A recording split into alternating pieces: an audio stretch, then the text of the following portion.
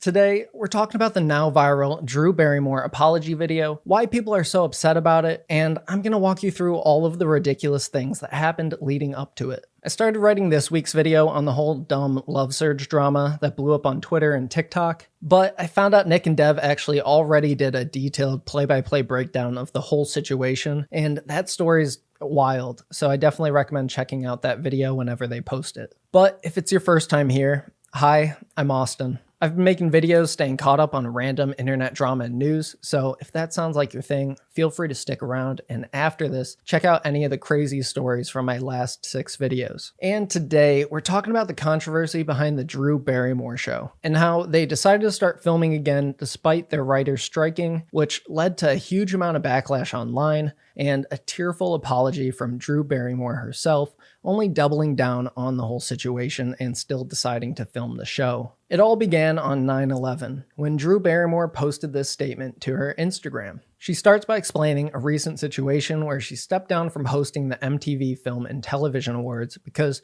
she thought it'd be the right thing to do in order to stand in solidarity with the writers. She goes on to explain, "However, I'm making the choice to come back for the first time in this strike for our show. That may have my name on it, but this is bigger than just me," providing this as her explanation for choosing to go against her own striking writer staff. "I own this choice. We are in compliance with not discussing or promoting film and television that is struck by any kind. We launched live in a global pandemic. Our show is built for sensitive times and has only functioned through what the real world is going through in real time. I want to be there to provide what writers do so well, which is a way to bring us together or help us make sense of the human experience. I hope for a resolve for everyone as soon as possible. We have navigated difficult times since we first came on air, and so I have to take a step forward and start season 4 once again with an astute humility." Yeah, because it's so astutely humble to run your show knowing full well your writers can't work on it. And it's not like she's trying to raise awareness or funds for the WGA strike. She says she's just doing it to help make sense of the human experience. Which, the way she says,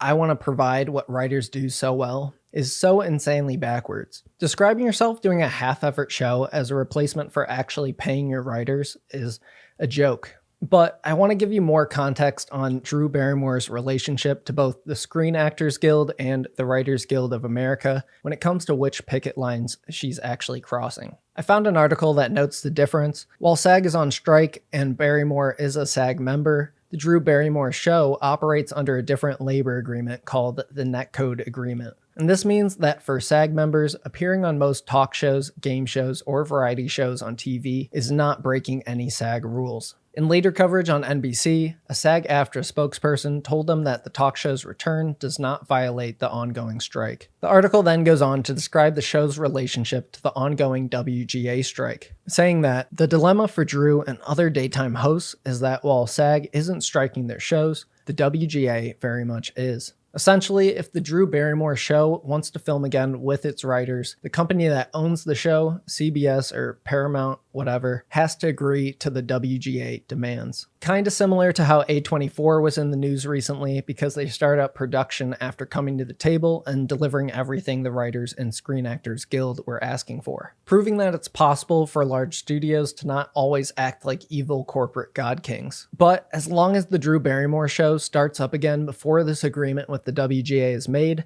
there's no legal way for her writers to get paid to work on the show. And that's why we're seeing this. Drew Barrymore's 3 co-head writers striking every day right outside of where the show's being taped. Just physically impossible for Drew to pretend that she doesn't know what she's doing. And I'm sure she definitely knows how her co-head writers feel about the show coming back, considering they're probably 3 of the production staff members she interacts with the most. And so, following Drew's Instagram statement of the show coming back, she faced a boatload of backlash. All the way from Twitter to TikTok to mainstream news outlets condemning her for this ignorant move. But despite this valid criticism, she still decided to start up filming again with a live studio audience. And immediately, there were major issues. On the 11th, The Hollywood Reporter shared that 2 audience members who had signed up for free tickets to the taping were handed WGA pins by picketers as they walked in the door. And they say they were asked to leave before the show began because they were wearing the pins. The 2 NYC students, Dominic and Cassidy, said they planned to attend the show after signing up for the free tickets, not aware the strike was going on.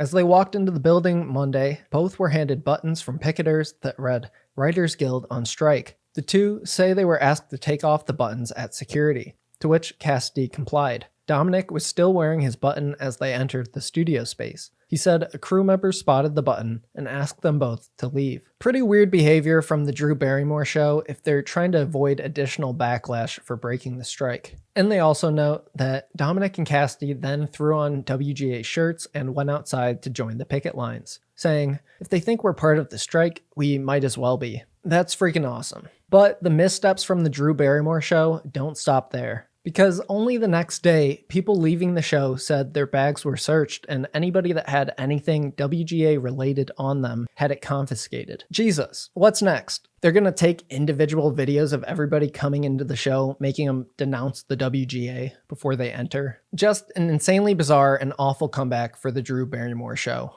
And most of the internet thought so too, with even more TikToks, tweets, and mainstream news articles dunking on Barrymore for the show's egregious actions. At the same time, a bunch of people hearing the news story and learning more about the strike were asking again how A24 starting up production isn't breaking any strike rules. And like I mentioned earlier, A24 is its own studio like Disney, Warner Brothers, or Netflix. So they decided to be the good guys and actually agree to all the strikers' demands, which means they can continue production and any WGA or SAG members can work on their films without breaking the strike. Some other people were comparing Drew Barrymore's actions to Conan O'Brien's, trying to understand why there was so much backlash to Drew restarting her show and not so much to Conan back in 2007 or more recently with his podcast. Back in 2007, during the strikes, David Letterman's company struck a deal with the WGA to start up his show again in agreement with the writers. This caused other companies like ABC and NBC, who owned Late Night with Conan O'Brien,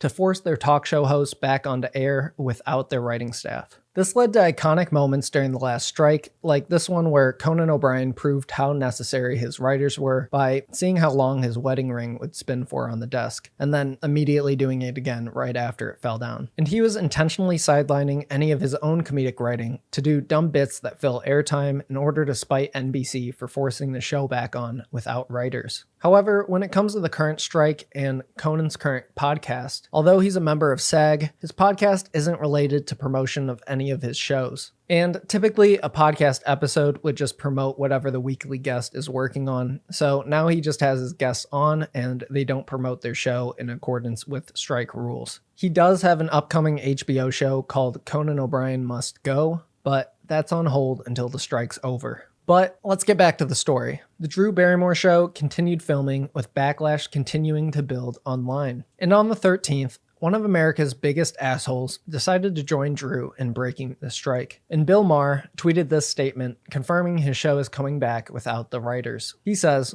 "Real time is coming back. Unfortunately, sans writers or writing. It has been 5 months, and it's time to bring people back to work. The writers have important issues that I sympathize with and hope they are addressed to their satisfaction. But they are not the only people with issues, problems, and concerns. Despite some assistance from me, much of the staff is struggling mightily. We all were hopeful this would come to an end after Labor Day, but that day has come and gone, and there still seems to be nothing happening. So what are you saying? Instead of going to the studios and advocating for your writers, you're just gonna partially blame them and throw them under the bus for your production staff not getting paid? Your net worth is over $100 million. Like, the least you could do is start a strike fund instead of just blatantly ignoring your writers' requests." He goes on to say, "I love my writers. I am one of them. But I'm not prepared to lose an entire year and see so many below-the-line people suffer so much. The strikes are literally happening because of the writers suffering. Ignoring their demands just undermines everything they're fighting for." And let me be clear on why this is different from Conan back in 2007. In that situation, the studios were forcing the talk show hosts back on air. Currently, no other talk show is running right now, and HBO isn't asking Bill Maher to break the strike like this. The only other talk show is The Drew Barrymore Show, and I doubt there's any crossover audience between the two. But let's get back to Drew, because 2 days later, on the 15th, she uploaded this tearful 4-minute apology to her Instagram, where she doubles down and stands by her decision to continue production. She starts off by saying, "I believe there's nothing I can do or say in this moment to make it okay. I wanted to own a decision so that it wasn't a PR protected situation, and I would just take full responsibility for my actions. I know there's just nothing I can do that will make this okay for those it is not okay with. I fully accept that. I fully understand that. There are plenty obvious things you can do to make this okay. Like, just don't go against what your own writing staff is asking you for. It's not that hard to avoid all this criticism. She continues by saying, there are so many reasons why this is so complex, and I just want everyone to know my intentions have never been in a place to upset or hurt anyone. It's not who I am. I don't know how she fails to realize that intention and action are two completely different things. Sure, you can intend to not hurt anyone's feelings, but when you actually act against the best interest of your own workers, your intention doesn't mean shit. I deeply apologize to writers. I deeply apologize to unions. I deeply apologize. She then rambles on. I don't exactly know what to say because sometimes when things are so tough, it's hard to make decisions from that place. God, at least write something down before jumping on Instagram and just uploading an awful rambling apology off the dome. And no, I don't have a PR machine behind this. My decision to go back to the show, I didn't want to hide behind people.